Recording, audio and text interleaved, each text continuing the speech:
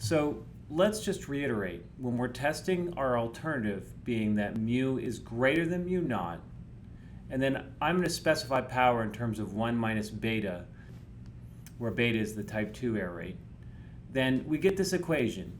Our power is equal to the probability that x bar is larger than mu naught plus the standard normal quantile times the standard error, where this probability is calculated under the hypothesis that mu equal to mu a. And then I simply reiterate that point here on the next line, where I'm explicitly stating that x bar is normal with mean mu a and variance sigma squared over n. So the point I'd like to make is that the unknowns in this equation are mu a, sigma, n, and beta, or equivalently to beta, the power that you want. The knowns are mu naught, and usually you know alpha. You know exactly which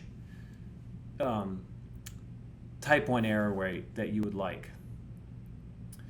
So given these four unknowns and our two knowns, this is simply an equation. If you specify any three, you can solve for the fourth. So if you know the alternative mean that you'd like to detect, a sigma that you're willing to assume, the n that you want, then you can solve for power like we've done previously. Otherwise, what you could do is you could say, here's a power that I want, here's a mean that I'd like to detect, and here's a sigma that I can tolerate, and then I'd like to solve for the n that would allow me to have that power, maybe at the process of planning a trial. And this is how power calculations usually work. You are particularly concerned most of the time with either n or beta. You usually either want to figure out, for a particular power that I want, what n would I like to have, or should I have, or I can only conduct a study of this size, of size n. What is my power for doing that? Should I even waste my time? So those are the two most common ways, but of course you could also solve for mu a or sigma. So I'm hoping at this point in the class that you'll be able to take the work we've done for the greater than test and do it for the less than test. H naught mu less than mu naught, just by extending the arguments from the previous set of slides. When you're testing not equal to, just make sure you use the z 1 minus alpha over 2 instead of z 1 minus alpha, that critical value. So for example, for alpha equal to 0.05, you want to make sure you use 1.96 and not 1.645. And then just do the one-sided power for whatever direction mu a is, whether it's mu a greater than mu naught or mu a less than mu naught. And this is only approximately right. It omits a small component of power, but that component of power is only meaningful if mu a and mu naught are close together. So let's go through some basic rules about power. As alpha gets larger, our power gets larger.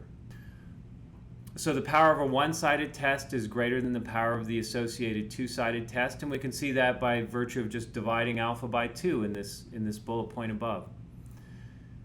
The further mu a gets from mu naught, the higher the power is. As n goes up, the sample mean has less variability, and so we have higher power. As sigma goes down, our sample mean has less variability, and so we're going to have higher power. Now here's an interesting fact. Power usually doesn't depend on all of these separate parameters, but on some function of those parameters. And in this particular case, that function is one-dimensional. So you really only need to know one number to calculate power. And it's basically the difference between the null and alternative means divided by the standard error.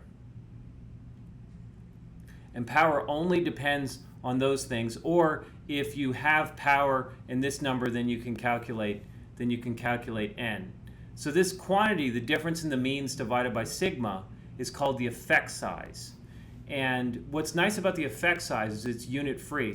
So when you subtract mu naught and minus mu a and divide it by sigma, you get a unit free quantity, and that's why the effect size is very useful, because being unit free, it has some hope of being interpretable across problems.